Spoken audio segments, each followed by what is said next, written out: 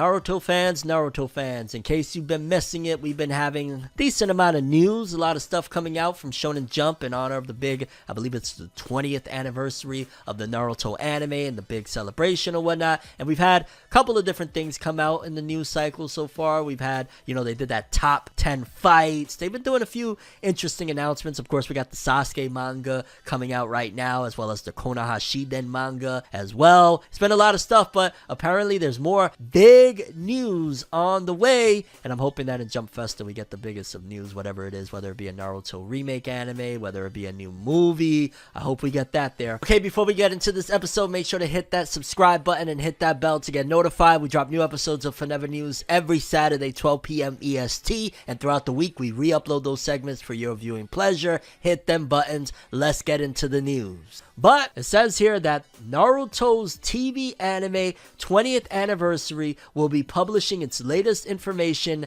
next week in Weekly Shonen Jump issue number 1, 2023. And that's interesting. It makes me think that we're about to get some massive news, considering the fact that they opened up a website. There's a big website, Naruto and Boruto website, and that's what they've been telling us. Hey, all of the news regarding Naruto and Boruto, whether it be gaming related, because Storm 5 or Storm Connections, as they've trademarked all over Europe and everywhere else, is a thing as well, is a possibility. But this is going to be massive big news if they're deciding, no, we're going to announce this one in Weekly Shonen Jump. We're not going to save it for the website. Like, why not have it all either on the website or all of it come out in Jump to get people aware? So I'm betting that this one is going to be a big one. I don't know if it's going to be the big announcement, because I feel like they're going to save the biggest announcements, whatever it may be, whether it be again, Naruto Kai, so to speak, a Naruto anime remake, or they decide to drop a new movie, or they're going to announce Storm Connections. I feel like maybe that would be bigger off at the end of the year. But if they have a couple of announcements, if there's Storm Connections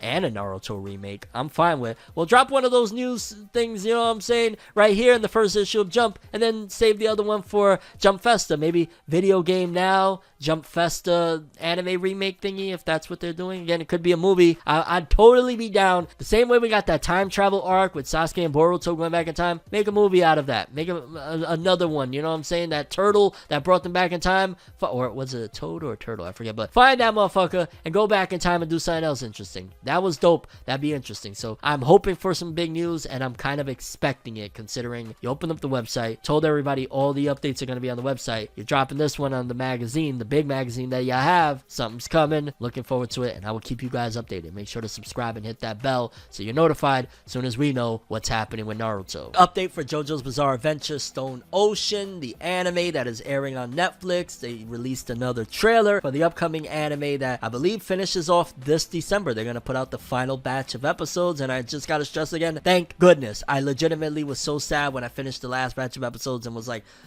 oh my god, the wait is about to be ridiculous. What the hell are they doing? Looks as though they realize people don't want to wait that long. Probably we should just give them that JoJo's Bizarre Adventure, because again, dropping another trailer, and it's going to wrap this bad boy up. And I'm expecting, because I do know one spoiler, like I'm anime only, I know one spoiler about how it all ends. I feel like that's going to be one of the most talked about moments in anime, especially for Netflix. I feel like that, especially if they handled it correctly, the ending of Stone Ocean is going to slap a lot of people up, and a lot of people that have been sleeping on Stone Ocean. Oh, I don't like it. Jolene is a girl. I wanted a dude as my MC. All of that stuff is going to smack the living crap out of them once they witness the ending of JoJo's Stone Ocean. And yeah, the wait for part 7, which I hear part 7 is arguably the best part. Looking forward to seeing how that stands. But yeah, Stone Ocean is about to come to an end soon. They got another trailer out, and Netflix is going to be dropping. I want to say we reported on it, right? Is it December? I feel like it's December for the wrap up of JoJo's. And yeah, update for Blue Lock. Apparently there's a new cover for volume 23 featuring Gagamaru, and the manga has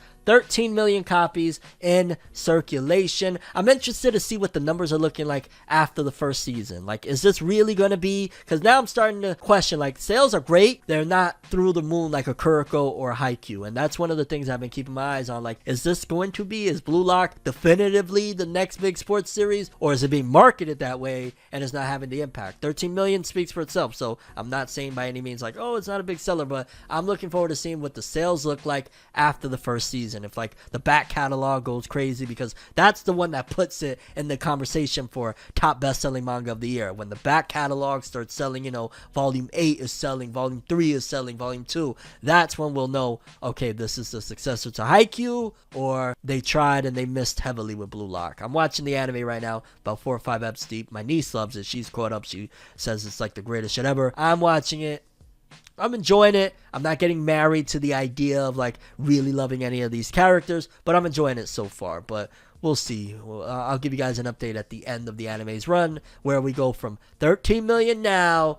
I'm expecting by, if this is the big enchilada that it's being cracked up to be, I'm expecting 18 to 20 million by the end of the run. It might not. It might be 16 million if it keeps on going in this trajectory, but we'll see. In case you ain't ever heard of this movie, it was big and it was only outshined by Demon Slayer's Mugen Train, Your Name. The man behind Your Name, Makoto Shinkai, apparently got a new gem that he's moving through with, and yeah, it's kind of crazy because if it wasn't for Demon Slayer's movie, Your Name would be the movie that everybody references when they talk about high sellers. I will never forget, to the point where Makoto Shinkai at one given point, when Your Name was blowing up, had to come out and say, damn, part of me doesn't want it to blow up because then it becomes too big, and how do I compete with that? It was huge. It was just that Demon Slayer was some monster in and of itself that gobbled up all of the attention, all of the spotlight on big popping movies. But Your Name was, it was that guy, pal. Your Name was that guy. And Makoto Shinkai is back.